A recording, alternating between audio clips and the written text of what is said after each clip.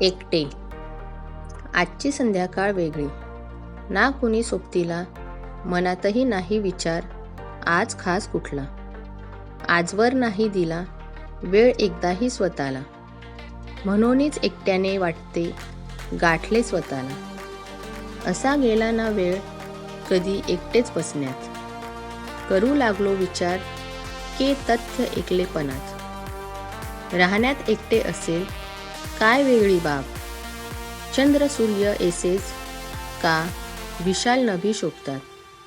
एकलीच येतात माणसे, एकलीच जातात.